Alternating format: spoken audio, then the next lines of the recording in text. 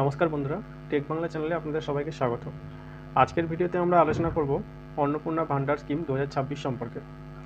কিভাবে নতুন আবেদন করবেন, কি ডকুমেন্টস লাগবে, অনলাইন ফর্ম ফিল আপ কীভাবে করবেন এবং কারা আবেদন করতে পারবেন সব কিছু জানাবো স্টেপ বাই স্টেপ। প্রথমেই জানিয়ে রাখি, বর্তমানে শুধুমাত্র সরকারি পোর্টাল এবং সরকারি নোটিফিকেশান অনুসরণ করবেন। কোনো ফেক ওয়েবসাইট বা আধার ওটিপি, কোনো ব্যাঙ্ক ডিটেলস কোথাও দেবেন না। চলুন শুরু করা যাক। প্রথম ধাপে আপনার এলিজিবিলিটি চেক হবে। আবেদন করার আগে আপনি দেখে নিন আপনি যোগ্য কিনা। অন্নপূর্ণা ভান্ডার স্কিমের অধীনে যোগ্য মহিলাদের প্রতি মাসে 3000 টাকা ডিবিটির মাধ্যমে ব্যাঙ্ক অ্যাকাউন্টে ট্রান্সফার করা হবে। আসুন এবার দেখে নিই যে আপনার ডকুমেন্টস কী লাগবে। তো এই ডকুমেন্টসগুলো আপনার কিন্তু প্রস্তুত রাখতে হবে। প্রথমে হচ্ছে Aadhaar card, voter card, bank passbook, passport size photo, mobile number আর অ্যাড্রেস প্রুফ। এই ডিটেলসগুলো কিন্তু আপনার কাছে অবশ্যই রাখতে হবে। চলুন এবার দেখে নেব যে অন্নপূর্ণা ভান্ডারের যে ফর্মটা রয়েছে সেই ফর্মটা আপনি কিভাবে ফিল আপ করবেন। তো বন্ধুরা, আমরা ফর্ম ফিল আপের জায়গায় চলে এসেছি। এই যে এটা হচ্ছে অন্নপূর্ণা ভান্ডারের 12 পাতার ফর্ম, ঠিক আছে। তো আমি প্রথমে একে একে ধাপে ধাপে বলে দেবো যে আপনি অন্নপূর্ণা যোজনা এই ফর্মটা কীভাবে আপনি ফিল আপ করবেন। তো প্রথমে যেটা লেখা রয়েছে সেটা হচ্ছে এখানে প্রতিটি বিভাগে টিক অথবা চেক বক্সের বিকল্প এবং নির্দেশাবলী রয়েছে। প্রতিটি চেক বক্স এবং ক্ষেত্র পরিষ্কারভাবে চিহ্নিত করা হয়েছে। আবেদনকারী এবং যাচাইকারী কর্মকর্তাদের জন্য প্রয়োজনীয় নির্দেশাবলী প্রদান করা হয়েছে। প্রতিটা বিভাগ পূরণ করা বাধ্যতামূলক, ঠিক আছে। তো এইখানে ফর্মে যেটা বলা হচ্ছে যে আপনার যে যতগুলো এখানে কলাম রয়েছে, মানে যতগুলো বক্স রয়েছে সবগুলোই কিন্তু আপনাদের ফিল আপ করতে হবে। তো প্রথমেই এখানে রয়েছে আপনার পারিবারিক পরিচয়। পারিবারিক পরিচয়ে আপনার প্রথমে আছে পরিবারের প্রধানের নাম। পরিবারের প্রধান মানে হচ্ছে আপনার যে গার্জিয়ান, আপনার বাবা মা অথবা হাজব্যান্ড, ঠিক আছে। তো পরিবারের প্রধানের নাম কিন্তু এখানে আপনাকে লিখতে হবে, পুরো নাম লিখতে হবে। এখানে পুরো নামটা লিখতে হবে পরিবারের প্রধানের, ঠিক আছে। তারপরে হচ্ছে আপনার জন্ম তারিখ। জন্ম তারিখটা আপনাকে এখানে লিখতে হবে দিন, মাস, বছর হিসাবে। 3 নম্বরে আছে পরিবারের প্রধানের লিঙ্গ। আপনার পরিবারের প্রধান পুরুষ মহিলা কিনা সেটা এখানে যে টিক বক্স আছে, এখানে বক্স আছে, এই বক্সে আপনাকে ক্লিক করতে হবে। পুরুষ হলে পুরুষ, মহিলা হলে মহিলা। তো তারপরে 4 নম্বর আছে পরিবার প্রধানের আধার নাম্বার, মানে আপনার যে পরিবারের হেড তার আধার নাম্বারটা এখানে লিখতে হবে। 5 নম্বরে আছে আপনার ডিজিটাল রেশন কার্ডের পারিবারিক আইডি যদি থাকে, মানে আপনাদের যদি ডিজিটাল রেশন কার্ড থাকে তার আইডিটা এখানে লিখতে হবে। 6 নম্বর হচ্ছে পরিবারের সদস্য সংখ্যা, মানে আপনাদের পরিবারে কতজন সদস্য সংখ্যা আছে সেটা এখানে লিখতে হবে, সংখ্যায়, শুধুমাত্র সংখ্যায়, সেটা এখানে আপনাকে লিখতে হবে। 7 নম্বর হচ্ছে ঠিকানা। আপনার আধার কার্ডে যে ঠিকানা আছে, স্থায়ী ঠিকানা, সেই ঠিকানাটা এখানে লিখতে হবে এই বক্সটা। 8 নম্বরে যোগাযোগ নাম্বার, মানে মোবাইল নাম্বার। এই জিনিসটা ভালো করে লক্ষ্য করবেন কি লেখা আছে।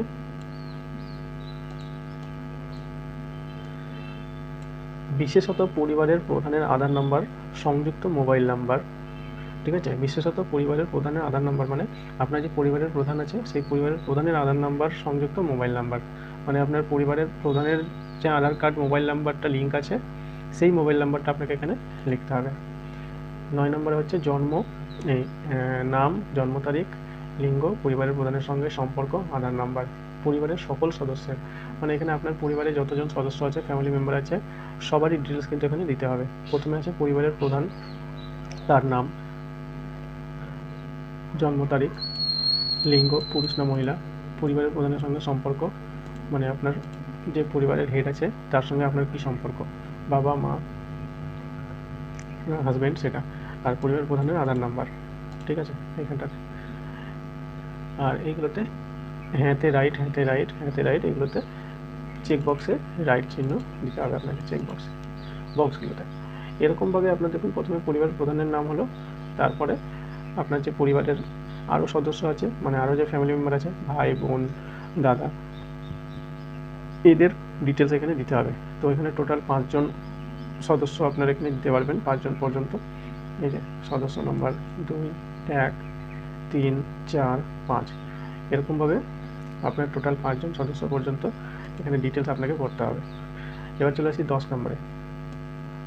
10 নম্বরে লেখা আছে পরিবারের প্রধান এবং পরিবারের সকল প্রাপ্তবয়স্ক সদস্যের ব্যাঙ্ক অ্যাকাউন্ট যেখানে নগদ অর্থ স্থানান্তর হবে, মানে যেখানে আপনার টাকাটা ঢুকবে সেই ব্যাংকের ডিটেলস এখানে আপনাকে পরিবারের সবারই দিতে হবে, মানে আপনার পরিবারে যতজন আছে সদস্য সংখ্যা, সমস্ত সদস্য সংখ্যার পরিবারের ব্যাঙ্ক অ্যাকাউন্ট নাম্বার এখানে দিতে হবে। ঠিক আছে, প্রথমেই হবে আপনার পরিবারের প্রধানের ব্যাঙ্ক অ্যাকাউন্ট নাম্বার, তারপর হচ্ছে আইএফএসসি কোড, তারপরে পরিবারের মানে আপনার পরিবারের যে ফ্যামিলি মেম্বার আছে ফ্যামিলি মেম্বারের ডিটেলসগুলো দিতে হবে, তাদের সবারই ব্যাঙ্ক অ্যাকাউন্ট নাম্বার এবং সবারই আইএফএসসি ব্যাঙ্কের আইএফএসসি কোড। এটা ব্যাঙ্কের ডিটেলস হয়ে গেল। এরপর চলে আসছি 11 নম্বরে। 11 নম্বরে আছে এপিক এবং সকল এপিক নাম্বার হচ্ছে ভোটার কার্ডের ডিটেলস। প্রথমেই আছে আপনার বিধানসভা ক্ষেত্র ও অংশ নাম্বার। প্রথমে আছে আপনার পরিবারের প্রধানের, সমস্ত জায়গায় কিন্তু পরিবারের প্রধানের মানে পরিবারের ফ্যামিলিতে যে হেড আছে তার ডিটেলস প্রথমে হবে। তো তার ডিটেলসের এপিক নাম্বারটা দেবেন, পরিবারের যে হেড আছে তার epic number, voter card number, তারপরে সেই বিধানসভা ক্ষেত্র কী আছে আর অংশ নাম্বার কী আছে সেটা এখানে লিখতে হবে। এরকমভাবে আপনার পরিবারে যতজন সদস্য আছে সবারই এপিক নাম্বার, বিধানসভা ক্ষেত্র এবং অংশ কী আছে সেগুলো এভাবে ডিটেলসটা পূরণ করতে হবে। ঠিক আছে, এবার আসছি আমরা 12 নম্বরে। বিভাগ মানে আপনার কাস্ট। প্রথমে আছে অসংরক্ষিত, আপনার যে কাস্ট সেই কাস্টটা এখানে এই বক্সে রাইট করতে হবে, যেই কাজটা হবে সেই কাজটা এখানে আপনাকে রাইট দিতে হবে। অসংরক্ষিত মানে জেনারেল, অসংরক্ষিত আর্থিকভাবে দুর্বল, তফসিলি জাতি, অনগ্রসর, অন্যান্য অনগ্রসর শ্রেণী, বিশেষভাবে ঝুঁকিপূর্ণ জনজাতি গোষ্ঠী। এগুলোর মধ্যে যেইটা আপনার হবে সেই বক্সে আপনি ক্লিক করবেন, এই বক্সগুলোর মধ্যে যেগুলো আপনার হবে সেগুলোর মধ্যে ক্লিক করবেন। ঠিক আছে, ক্ষয় আছে রেশন কার্ড, খাদ্য ভর্তুকি। আপনার কি ডিজিটাল রেশন কার্ড আছে? যদি আপনার ডিজিটাল রেশন কার্ড থাকে তাহলে হ্যাঁতে ক্লিক করবেন, না থাকলে না। যদি হ্যাঁ হয় তাহলে কার্ডের ধরন কী, মানে যদি আপনার রেশন কার্ড থাকে সেই কার্ডটা কী, মানে কোন শ্রেণীতে পড়ছে, AAY, PHH, SPHH, আর কি SY1, আর কি SY2 না ভর্তুকিহীন। এই কার্ডের মধ্যে ওই কার্ডগুলো আপনার হবে সেই কার্ডের ডিটেলসটা এখানে দেবেন। পরিবারের রেশন কার্ডের থেকে মাসিক রেশন তুলছেন কিনা, মানে আপনি যে রেশন কার্ডটা আছে সেই রেশন কার্ডে আপনি রেশন তোলেন, অবশ্যই তোলেন, তাহলে এটাকে আপনার হ্যাঁ করতে হবে। ঠিক আছে,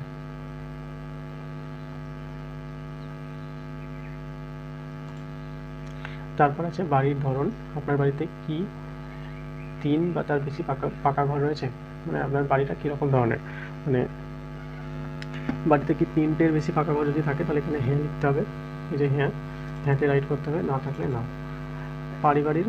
পারিবারিক জমির মালিকানা, মানে আপনার যে বাড়িটা আছে, আপনি যেই বাড়িতে থাকেন সেই বাড়িতে জমির মালিককে, মানে সেই বাড়িটার মালিককে, জমিটার মালিককে এক কথায়। যদি আপনি মালিক হন তাহলে এখানে হ্যাঁ লিখবেন, যদি আপনি না হন তাহলে এখানে না লিখবেন। তারপরে আছে আপনার পরিবারের ক্ষেত্র, পরিবারের সকল সদস্যের মোট জমির পরিমাণ শতকে, মানে আপনার পরিবারে ধরুন 5 জন লোক আছে বা 4 জন লোক আছে, তাদের যদি কোনো জমি থাকে সেই জমি টোটাল কত জমি আছে, মনে ধরুন আপনার 2 ভাই আছে, 2 ভাইয়ের 2 জায়গায় জমি আছে 1 শতক বা 2 শতক করে, সেই 2 শতক 2 শতক যদি আপনার 2 ভাইয়ের 2 শতক 2 শতক জমি থাকে তাহলে 4 শতক হয়, তাহলে এখানে আপনার কত জমি আছে, টোটাল 4 শতক জমি এখানে লিখতে হবে।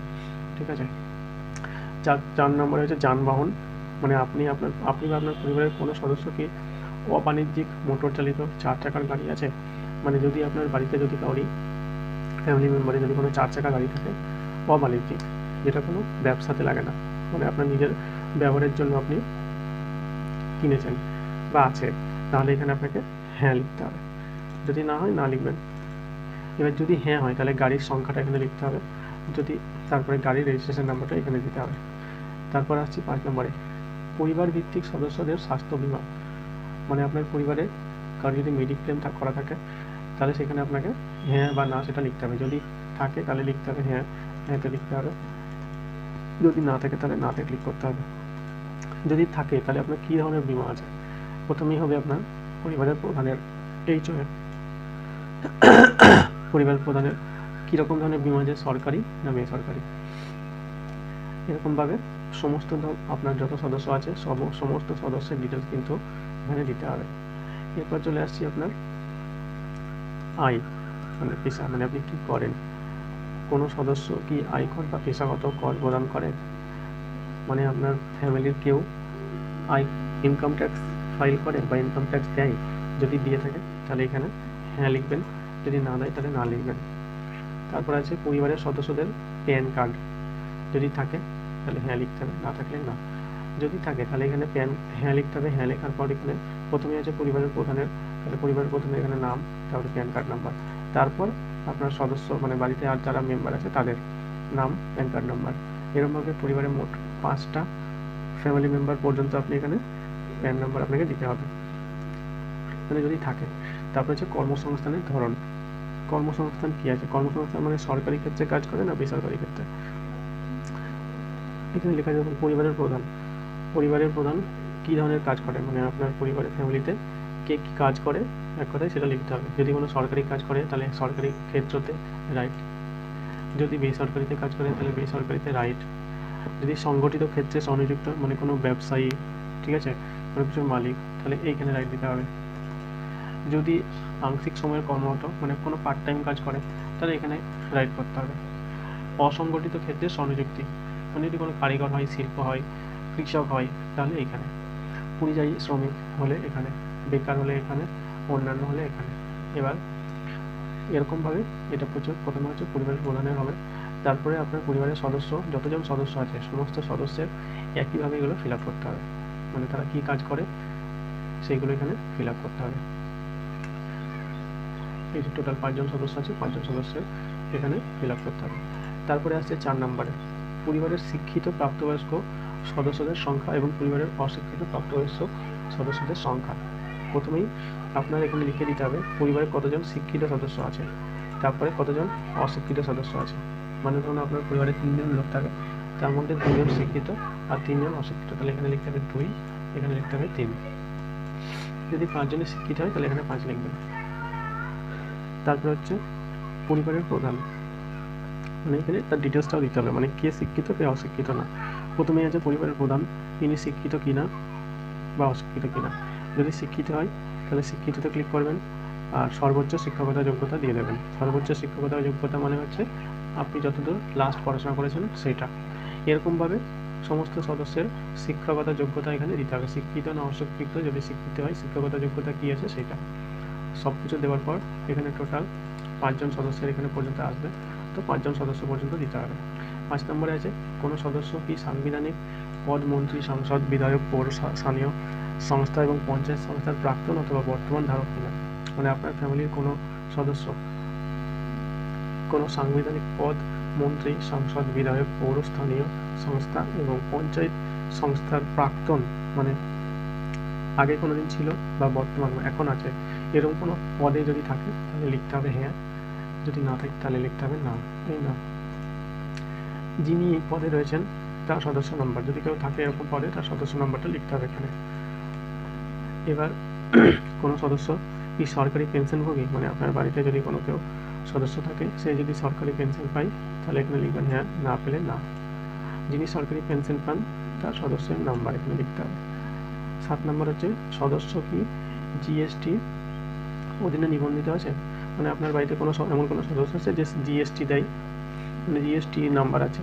যদি থাকে তাহলে হ্যাঁ লিখবেন, যদি না থাকে তাহলে না লিখবেন। যদি জিএসটি নাম্বার থাকে তাহলে এখানে জিএসটি নাম্বারটা লিখে দিতে হবে এইগুলো। তারপর হচ্ছে পরিবারের মোট বার্ষিক আয়, আপনার পরিবারের টোটাল বছরে কত টাকা আয় হয়, মানে আপনার পরিবার ধরুন কেউ একজন মাসে 10,000 টাকা ইনকাম করে তাহলে আপনার বছরে হবে 1,20,000, এখানে লিখে দিতে হবে 1,20,000। অন্যান্য সিএএ আবেদনের বর্তমান অবস্থা, মানে আপনার পরিবারে যদি সিএএতে আবেদন করা হয়েছে তার বর্তমান অবস্থা কী আছে সেটা এখানে উল্লেখ করতে হবে। প্রথমে আছে পরিবারের প্রধানের, যদি প্রযোজ্য হয় তাহলে এখানে ক্লিক করবেন, আর প্রযোজ্য না হয় মানে কোনো আবেদন করা হয়নি বা করেননি তাহলে এখানে প্রযোজ্য নয় ক্লিক করবেন। যদি আবেদন করা হয়েছে যদি হ্যাঁ হয় তাহলে আবেদন নাম্বার লিখতে হবে এখানটাতে, আর ইস্যু করা হয়েছে যদি হ্যাঁ হয় সার্টিফিকেট নাম্বার এখানে লিখতে হবে। এরকমভাবে আপনার পরিবারে যতজন সদস্য আছে সবারই এখানে ডিটেলসটা করতে হবে। এরপর 2 নম্বর আপনার পরিবারে কিষাণ কার্ড, কিষাণ ক্রেডিট কার্ড, শিল্পী ক্রেডিট কার্ড, মৎস্যজীবী ক্রেডিট কার্ড, শিক্ষার্থী ক্রেডিট কার্ড, এগুলোর মধ্যে যদি কিছু থাকে তাহলে সেখানে আপনার এগুলো ডিটেলসটা দিতে হবে। তাহলে এখানে কার্ড নাম্বারটা, আইডি সংখ্যা, যেই তারিখে কার্ডটা ইস্যু হয়েছে সেই ডেট। এরকমভাবে প্রথমে হচ্ছে পরিবারের প্রধানেরটা দিতে হবে, তারপরে আপনার পরিবারে যতজন সদস্য আছে সেই সদস্যের সবারই এখানে দিতে হবে যদি কোনো কার্ড থাকে। এরপর আছে 3 নম্বরে যদি এসআইআর 2026-এ নাম বাদ পড়ে থাকে তবে মামলাটি ট্রাইব্যুনালে বিচারাধীন কিনা। যদি আপনার এসআইআরে নাম বাদ গিয়েছে এবং সেটা ট্রাইব্যুনালে বিচারাধীন আছে তাহলে সেখানে হ্যাঁ বা না লিখতে হবে। যদি প্রযোজ্য না হয় তাহলে কিছু করবেন না, মানে যাদের স্যারের নাম ছিল, ঠিক আছে, তাহলে কিছু করার দরকার নেই। যদি না থাকে তাহলে এখানে নাতে ক্লিক করবেন, যদি হ্যাঁ হয় তাহলে এখানে হ্যাঁতে ক্লিক করবেন, মামলার বিবরণ দেবেন। এরকম হচ্ছে প্রথমে হচ্ছে পরিবারের প্রধানের ডিটেলসটা, তারপরে এরকমভাবে আপনার পরিবারে যতজন সদস্য আছে সবারই ডিটেলস এখানে দিতে হবে এসআইআর ব্যাপারে, এসআইআর যা যা ডিটেলস আছে সেটা। এরপর আছে বিদ্যালয়ে অধ্যয়নরত পরিবারের সকল সদস্য শিশুর বিবরণ, মানে আপনার পরিবারে এমন শিশু আছে যারা বিদ্যালয়ে পড়ে, কোন ক্লাসে পড়ে, বিদ্যালয়ের নাম কি, এগুলো ডিটেলস লিখতে হবে। প্রথমে আছে সদস্য নাম্বার, শিশু সদস্য নাম্বার 1। এখানে শিশু সদস্য নাম্বার 1-এ শিশুর নাম, কোন শ্রেণীতে পড়ে মানে কোন ক্লাসে পড়ে, বিদ্যালয়ের নাম মানে কোন স্কুলে পড়ে, বিদ্যালয়ের ধরন কী মানে কী ধরনের স্কুলে পড়ে, সরকারি স্কুলে পড়ে, বেসরকারি স্কুলে, কোনো স্বীকৃত মাদ্রাসাতে, অন্যান্য মাদ্রাসাতে বা অন্যান্য স্কুলে, যেটা হবে সেখানে বক্সে ক্লিক করবেন। এরকমভাবে আপনার পরিবারে যতজন শিশু আছে সবারই সমস্ত শিশুর ডিটেলস কিন্তু এখানে লিখতে হবে, কারা কোন স্কুলে পড়ে সেটা। এরা হয়ে গেল। এটা করার পর এই শিশুদের টিকাকরণের বর্তমান অবস্থা, মানে এই শিশুরা যেগুলো আছে আপনার বাড়িতে সেই শিশুদের টিকা হয়েছে কিনা সেটা দিতে হবে। যদি টিকা হয়ে থাকে, টিকাকরণ শুরু হয়েছে অথবা টিকাকরণ হয়নি, টিকাকরণ শুরু হয়েছে অথবা সম্পূর্ণ হয়ে গেছে তাহলে এইখানে ক্লিক করবেন। টিকাকরণ করা হয়নি মানে একেবারেই হয়নি তাহলে এইখানে ক্লিক করবেন। এরকমভাবে আপনার পরিবারে যতজন শিশু আছে সমস্ত শিশুর ডিটেলস এখানে দিতে হবে, যার টিকা হয়েছে সেটাও, যদি না হয়েছে সেটাও। 6 নম্বরে আছে আপনি কি কোনো সরকারি প্রকল্পের মাধ্যমে ডিবিটির মাধ্যমে সুবিধা পাচ্ছেন, মানে আপনি কোনো সরকারি টাকা কি আপনার অ্যাকাউন্টে আসে সেটা ডিবিটির মাধ্যমে, যদি হ্যাঁ হয়ে থাকে তাহলে হ্যাঁতে ক্লিক করবেন, না হলে না। প্রথমেই আছে পরিবারের প্রধানের, ঠিক আছে, প্রকল্পের নাম আছে, আপনি কি এই প্রকল্পটি থেকে নিজেকে প্রত্যাহার করতে চান, তাহলে এখানে আপনাকে প্রকল্পের নাম দিতে হবে, যে প্রকল্পের নাম এখানে দিতে হবে। প্রকল্পের নাম, কী কী প্রকল্প আপনার বাড়িতে আছে সেগুলোর নাম দিতে হবে। যদি আপনি এই প্রকল্প থেকে প্রত্যাহার করতে চান, মানে এই প্রকল্প আপনি যদি না নিতে চান তাহলে এখানে হ্যাঁতে রাইট বক্সে ক্লিক করতে হবে, ঠিক আছে। এরকমভাবে আপনার পরিবারে যতজন সদস্য আছে সমস্ত সদস্যের ডিটেলস এখানে দিতে হবে, ঠিক আছে। মানে ধরুন আপনার বাড়িতে তিনজন সদস্য যদি কোনো টাকা পায় সরকারি থেকে তাহলে সেই ডিটেলস মানে প্রকল্পের নামটা লিখতে হবে। যদি আপনি নাম লিখতে চান তাহলে এখানে হ্যাঁতে ক্লিক করতে হবে। এরকমভাবে পরিবারের যতজন সদস্য আছে সমস্ত সদস্যের ডিটেলস এখানে ফিল আপ করে দিতে হবে।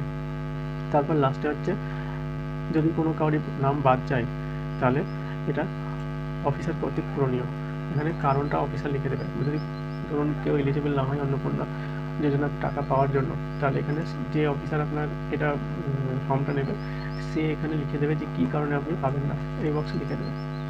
এখানে আপনাকে ঘোষণা করতে হবে লাস্টে যে আমি এই মর্মে ঘোষণা করছি যে উপরে প্রদত্ত তথ্য আমার জ্ঞান ও বিশ্বাস অনুযায়ী সত্য এবং প্রযোজ্য ক্ষেত্রে আমি সকল সহায়ক নথি প্রদান করেছি এবং উপরে উল্লিখিত কোনো মানদণ্ড বাদ দিইনি। আমি অবগত যে আমি আমার প্রদত্ত কোনো তথ্য মিথ্যা প্রমাণিত হলে আমার সামাজিক সুরক্ষা সংক্রান্ত সুবিধাসমূহ বন্ধ হয়ে যেতে পারে। এটা আপনি নিজে ঘোষণা করলেন, দিয়ে এখানে নিজের স্বাক্ষর মানে সিগনেচার করে দিলেন। এই পর্যন্ত এই ফর্মটা আছে। এখানে আবার লাস্টে লিখেও দিয়েছে যে পরিবার মানে কি। পরিবার বলতে এমন এক দলকে বোঝায় যারা সাধারণত একসঙ্গে বসবাস করেন এবং একই রান্নাঘরে থেকে খাবার গ্রহণ করেন। এই পর্যন্তই আপনার কাজ। এরপরে এই পোর্শনটা আপনার কাজ নয়, এই পোর্শনটা আপনার অফিসারের, মানে যেখানে আপনার ফর্মটা জমা করবে তারা এইটা ফিল আপ করবে। এই জায়গাটা আপনার ফিল আপ করার দরকার নেই, ঠিক আছে। তো ধন্যবাদ বন্ধুরা, এই পর্যন্ত ভিডিওটা। ভালো লাগলে ভিডিওটা লাইক করবেন আর চ্যানেলটা সাবস্ক্রাইব করতে ভুলবেন না। ধন্যবাদ।